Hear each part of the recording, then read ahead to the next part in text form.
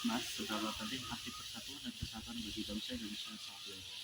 Menurut saya cukup penting mengingat maraknya informasi di media sosial sekarang dapat dengan mudah mempengaruhi opini masyarakat terhadap suatu hal yang mana itu bisa membuat perpecahan di kalangan masyarakat. Jadi penting buat kita kembali ingat kembali bahwa kita masih satu kesatuan di bawah negara. Halo. Bagaimana pendapat Mas tentang banyaknya perbedaan pendapat baik di kehidupan nyata maupun di media sosial? Perbedaan pendapat. Menurut saya perbedaan pendapat adalah hal yang baik asalkan masih dalam batas yang wajar atau tidak sampai menimbulkan konflik. Nah, di sini punya perbedaan perbedaan pendapat terhadap suatu hal artinya masyarakat punya perbedaan pandangan terhadap hal tersebut. Di mana itu dilatar belakangi oleh latar belakang masyarakat juga yang berbeda-beda. Ada yang dari kalangan bawah, menengah atau atas. Pasti masing-masing punya pendapat berbeda terhadap suatu hal. Jadi menurut saya itu hal yang baik asalkan masih dalam batas yang wajar atau tidak sampai menimbulkan konflik seperti itu. Oke, baik. Halo. Apa dampak dari menyebarkan berita hoax terhadap keutuhan negara? Dampak dari menyebarkan berita hoax terhadap keutuhan suatu negara.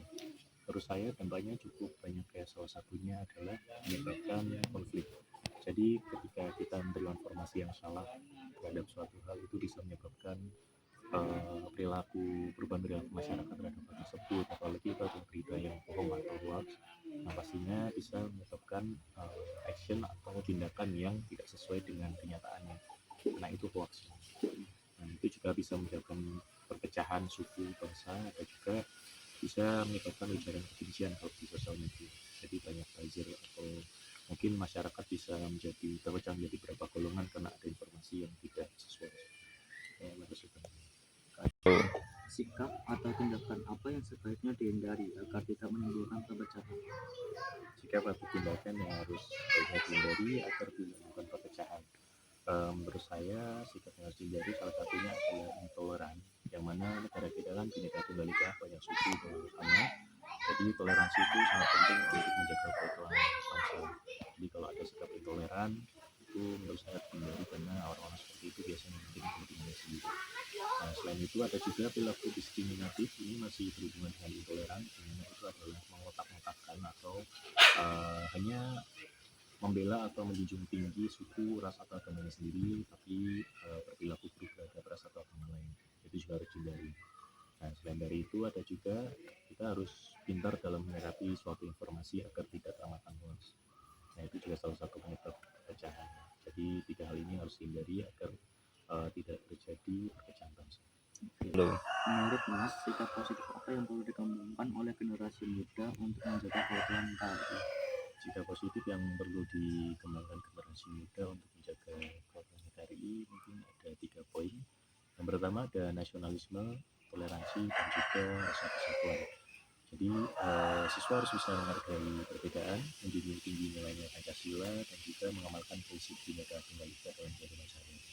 Jadi mengajarkan siswa untuk menghargai perbedaan suku, agama, pendapat, atau mungkin mengajarkan siswa juga untuk memiliki rasa nasionalisme atau cinta tanah air. Halo. Pernahkah Mas melihat orang-orang yang tetap rukun walaupun berbeda latar belakang? Bisa diceritakan? Tetap rukun walau berbeda latar belakang. Pernah kebetulan di kantor Mas, kantor Mas tuh ada banyak orang di situ dari bermacam-macam suku, dari luar Pulau Jawa ada, dari Batak ada, dari Ambon, Maluku, ada juga yang dari Kalimantan, dan agamanya juga macam-macam, tapi kebanyakan Kristen sama Islam. Tapi walaupun banyak perbedaan latar belakang, suku, agama, ras, tapi kita tetap fun lah, tetap toleransi satu sama lain, berbeda satu sama lain, dan sama-sama aja. Jadi menurut saya masih banyak orang yang bisa menghargai satu sama lain, termasuk di lingkungan kerja. Halo. Apa peran keluarga dalam menanamkan rasa cinta tanah air kepada anak-anak?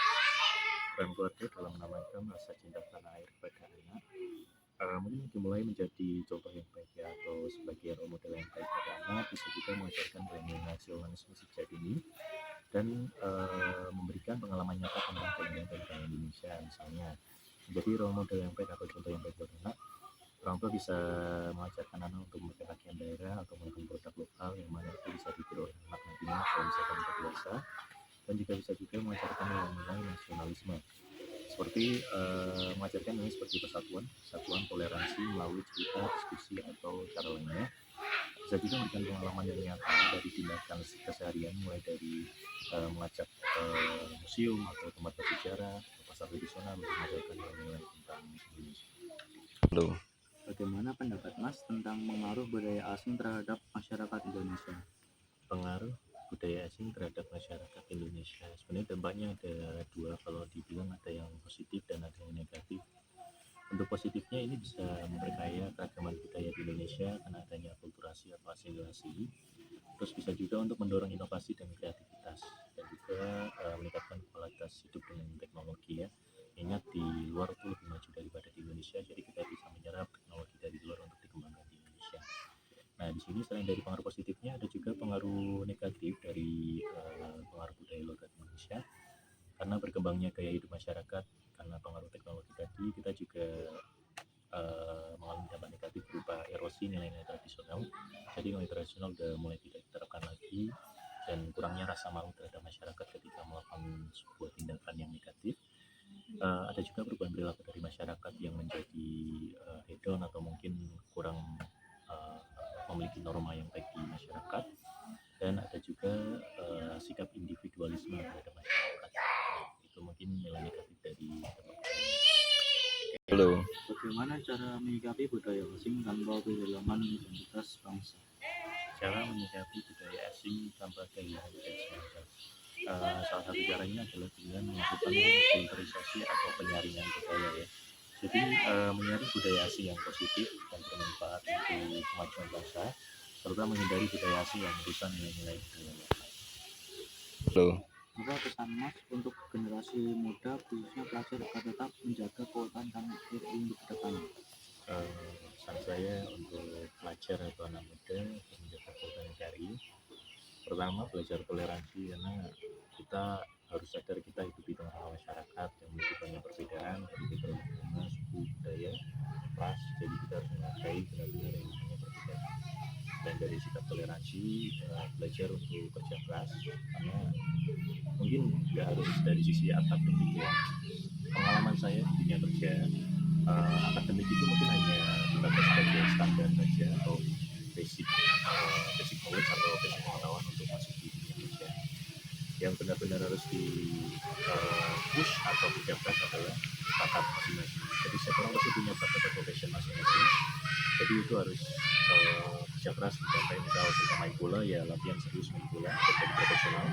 Suka mesin, suka mekanik, belajar serius jadi mekanik yang bagus, atau ahli yang lain juga bisa diterapkan masuk dunia pelajari.